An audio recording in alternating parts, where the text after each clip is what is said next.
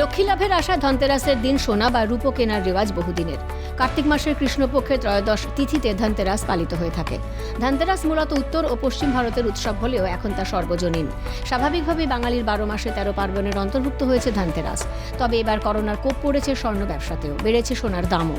লকডাউনের মধ্যেই পয়লা বৈশাখ অক্ষয় তৃতীয়া পড়ায় একটুও লাভের মুখ দেখেনি ব্যবসায়ীরা। কিন্তু এবছর সেই ভিড় একেবারেই চোখে পড়ছে না বউবাজারে। তাই এবছর বউবাজারের স্বর্ণ ব্যবসায়ীরা লাভের মুখ দেখবেন না বলেই আশঙ্কা বঙ্গীয় স্বর্ণশিল্পী সমিতির সেক্রেটারি সুব্রত করের। গোল্ড প্রোডাক্টটা এটা কিন্তু নেসেসারি প্রোডাক্ট নয়, এটা কিন্তু লাক্সারি প্রোডাক্ট। ধনতেরাসে লক্ষ্মী লাভের আশায় আমাদের যারা শোরুমওয়ালা বা আমরা যে কারিগররা, আমরা সবাই পশরা যতই সাজিয়ে বসে থাকি, সেরকম কোনো মানুষের হাতে অর্থ নেই। তারপরে সবে দুর্গা পুজো গেছে, তাতে একটা বিশাল খরচা হয়েছে। আশা খুব একটা আশাব্যঞ্জক আমি দেখতে পাচ্ছি না। তবু লাভের মুখ দেখার আশায় সেজে উঠেছে বউবাজার। স্বর্ণ ব্যবসায়ীদের বক্তব্য, এবছর লাভের বছর নয়, এবছর সকলকে নিয়ে টিকে থাকার বছর। ব্যবসায়ীরা সুদিনের অপেক্ষায় চেয়ে বসে আছে, কিন্তু আমার মত হচ্ছে এই বছরটা কিন্তু প্রফিট করার বছর নয়।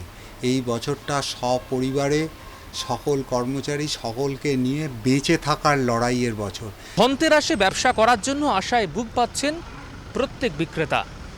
তারা বলছেন এই বছরটা টিকে থাকার বছর, এই বছরটা বেঁচে থাকার বছর।